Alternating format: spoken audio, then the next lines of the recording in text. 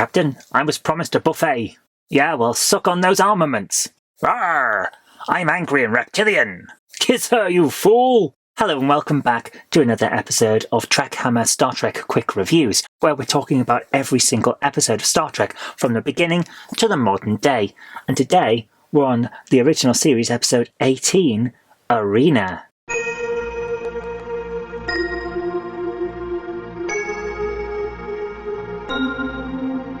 So what we've got here is an actually really well-structured story. It starts off where we don't really know what's going on. It looks like it's going to be a pretty peaceful jaunt into space. The Enterprise crew have been invited to a far-off colony where a commanding officer is probably going to put on quite a good meal for them. He's got his own personal chef. He's known for his hospitality.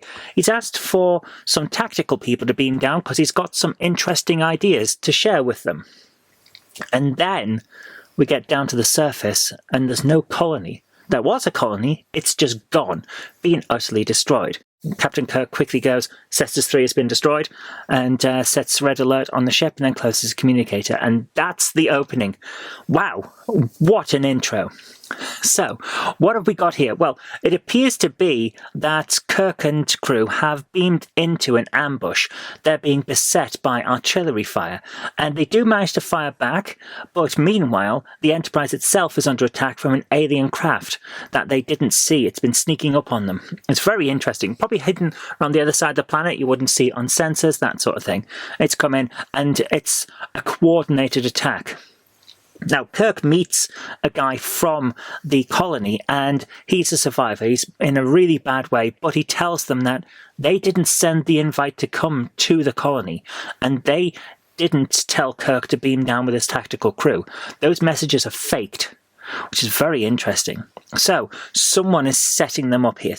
It's a trap! Someone has lured them in and is going in for a strike. Kirk is angry, but he also appears to be eager to deal with this threat because from his point of view, this is probably the precursor to an invasion. They've pulled in the only ship that's guarding that area of Federation space and they're attacking it. So now he wants to get them because, as he says, they're the only police in the area. He's going after them, pursuing. They go to warp 5, he goes to warp 6. They go to warp 6, he goes to warp 7. The crew is starting to get a bit anxious here because the ship shouldn't go much past warp 6. It's not that kind of ship. It can go for a certain amount of time, but it's going to damage the engines if they maintain that speed. Then the enemy goes to warp 7, and Kirk calls for warp 8. Step up to red alert. Sir, are you absolutely sure? It does mean changing the bulb. The Enterprise shouldn't be going past warp 6. Warp 8 is going to damage the engines, but he is determined to strike back because these guys have hurt someone. They've hurt someone that he knows. They've hurt Federation colonists. He wants revenge, essentially. And you can see it on his face. He's eager to get them and pay them back for what they've done. All of a sudden, though, the enemy stops, and Kirk has that look. You can see it in his eyes, you can see it in his face. The portrayal by Shatner is excellent here. He's so good at that subtle, we've got him now kind of look. You know, the kind of look that you see on someone when they're really going in for the kill. So, they keep going. He orders phasers to lock on, and then all of a sudden the Enterprise stops dead in space as well. Because, here's the thing. The enemy ship and the Enterprise have both just flown in a certain direction with no regard to what's around them. They have now entered Metron space. The Federation, it doesn't know Metron space is there. This, by the way, is the first reference to the Federation that we get. The Federation doesn't know Metron space is there. It's casually just invaded someone else's territory. They're interlopers, and they haven't even made sure that's okay. So they're caught dead in space. The Metrons are not happy. They've got two aliens, warlike aliens, in their territory, and they're not happy. They're going to sort this out themselves. So they stop both ships and give an ultimatum. The two captains are going to duke this out, and whoever loses, their ship is destroyed. And it's done, like they say, as a warning to future interlopers.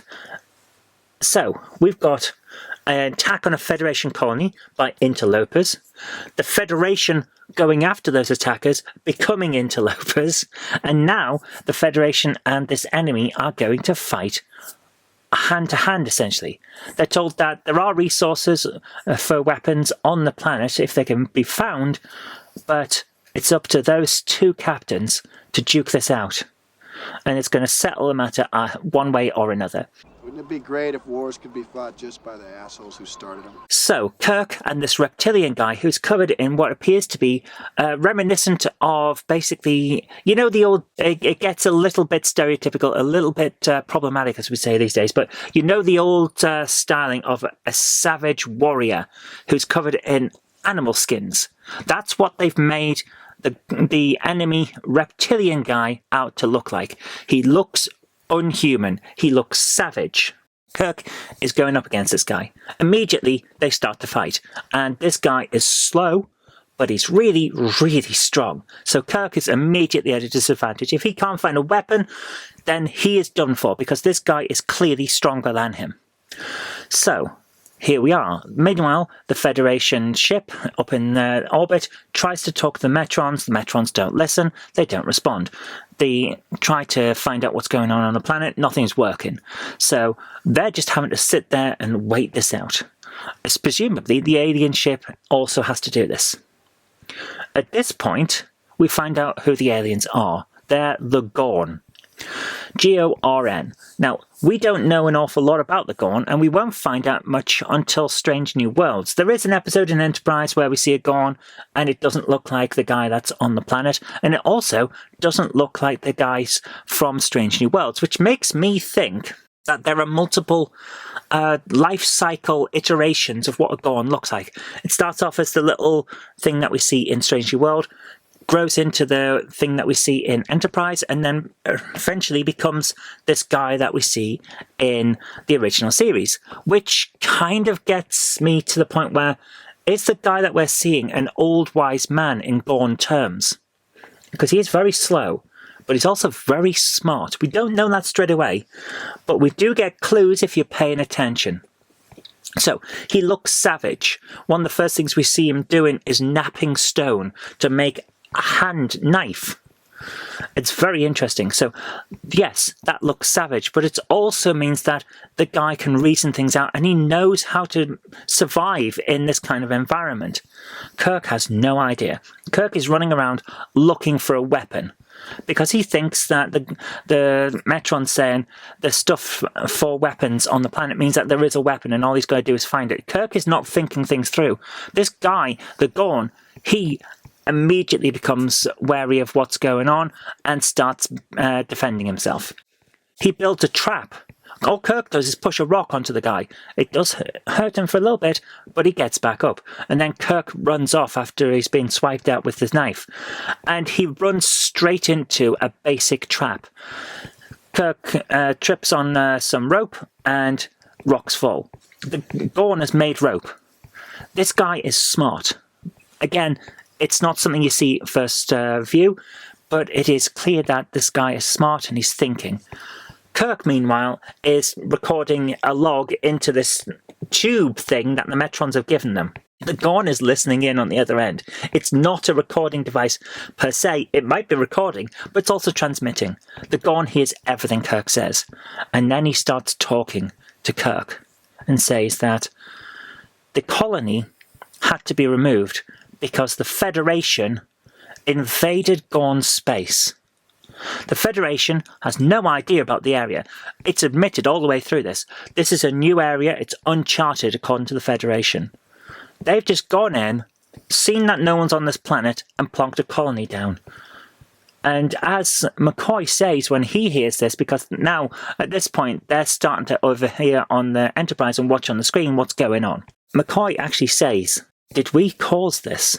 Are we at fault? So now we've got 3 levels to this. The Federation thought that the Gorn were attacking just to interlope into Federation space, perhaps as a precursor to invasion. The Metrons think both the Gorn and the Federation are invading their space and they're not happy. And the Gorn are defending their space because the Federation has invaded and set up a colony. Everyone feels like the others are in the wrong. And we don't know for sure who is and who isn't. As Spock says, this is a matter for diplomats. It seems that diplomats did eventually sort this out, because in Deep Space Nine, Cassidy Yates' brother lives on Cestus III, which is where the colony that's been destroyed was. So, obviously, eventually this was sorted out. But for now, Kirk and the Gorn are still fighting. It's very interesting. It's multi-layered, and I love the way that Kirk's eagerness to hit back because he thought the Federation had been done wrong suddenly evaporates, and he works out, oh, we're at fault. They're acting the same way that we are. I was eager to get them for justice for us, but we wronged them, and they're eager to get to us for justice for them. It all turns around. It's so well done, and I love it. But the Gorn is still coming for Kirk, and as we all know, Kirk's first priority is the Enterprise, and he knows if he loses, the Enterprise will be destroyed. He can't have that, so he's got to defend himself. Even though he now knows that the Federation was in the wrong, he has to defend himself. And all of a sudden, what is around clicks when he puts his hand into a pile of white substance, and then that tastes like potassium nitrate. I personally would not know what potassium nitrate tastes like. I'm not daft enough to go tasting random chemicals. But Kirk, clearly the knowledgeable guy that he is, remember in Where No Man Has Gone Before, he was described as a walking pile of books, a pile of books on legs. So he knows this stuff. And he goes, that's potassium nitrate. Oh, potassium nitrate. Earlier on, I found some sulfur. And then he puts things together. Spock, watching on the view screen, goes, he's worked it out. He's reasoned it out. And now we know that, actually, this might work out. Kirk manages to assemble the ingredients for gunpowder. He finds a bamboo tube that was big enough that he'll be able to use it with the gunpowder. He finds diamonds, and he finds rope to reinforce the bamboo. And he assembles a makeshift cannon. The Gorn has a knife. Kirk is firing a gun. At this point, the tables have turned. So, the Gorn comes along, and he's already radioing Kirk, jibing at him, like, just meet me, I'll make it quick and merciful. So, in his way, he's saying, look, you did wrong, we're not going to stop, one of us has to win, I'll make it quick. The Gorn is showing mercy in his own way, which is nice. So Kirk shoots him, as you would expect, because he's built a cannon and the guy's coming at him with a knife. So, yeah, the Gorn brought a knife to a gunfight at this point. Kirk has the Gorn down. The Gorn is bleeding. The Gorn is dying. Kirk grabs the knife from him and holds it over him. But he can't bring himself to do it, because the Gorn was defending his people, the same way that Kirk was. So he refuses to kill him. And at that point, the Metrons come back and go, yeah, you've shown mercy. It makes me wonder, would the Gorn have been merciful in his own way and the Metrons stopped him? I don't know. I genuinely don't know. But it is interesting that the Gorn said he was going to be merciful. He was going to make it quick. I think he would have gone through with it and just killed Kirk. At which point, maybe the Metrons would have destroyed the Enterprise. Who knows? But Kirk refused. And at that point, the Metrons stop the entire thing, send the Gorn back. They're willing to destroy the Gorn ship if Kirk wants it done. But no. I think that's part of a test, though. Who knows? I'd love to hear your comments on whether the Metrons would actually have gone through with it as a final test. Are these people as merciful and as advanced or coming toward advancement as they are acting as if they are? Is that part of the test? I don't know. But I'd love to hear your thoughts in the comments. But yeah, because Kirk says he won't kill him and he doesn't want the Gorn ship destroyed, everything is made all right again. Kirk's being back up to the ship, and the ship is thrown out of Metron space. Sulu says, we're not where we were. And then Kirk says, yeah, just head back to Cestus III. They've got to go and pick up the medical guys that they left there, you see, when they were hunting for survivors. So, that's a massive hidden morality tale where we're originally made to think that, oh, the Federation's been done bad. And then it changes. Oh, we're acting the same as the people that just destroyed that colony. We're being aggressive as well, and that's not good. And then, oh, they were defending themselves from us. We're in the wrong. It keeps turning and turning and turning, and it develops. And that's why I love Star Trek so much. It's not black and white. There's complexity upon complexity. It feels more real and more layered and more interesting because of that. And it is just such a good episode. So I will have absolutely no qualms whatsoever about giving this a solid 10 out of 10. Warp Factor 10, Mr. Sulu. But what would you guys think about this? Do you think I'm right in giving it such a high score? Do you think that the Metrons would have destroyed the Enterprise if the Gorn had won? I'd love to hear your comments down in the comment section down below, and let's have a discussion about Star Trek. But until next time, I've been Zoe Kirk Robinson. You've been watching TrekHammer's Quick Reviews. Join me next time for episode 19, and I'll see you then. Live long and prosper. If you like the show, please consider supporting me on Patreon. It really does help create future videos. That's patreon.com/Zoe Kirk Robinson. And I've got an extra special thanks going out to Chief89, Sam Yates, Retro Mickey 82, Mo Henry, and George Botterini. Thank you so much, guys.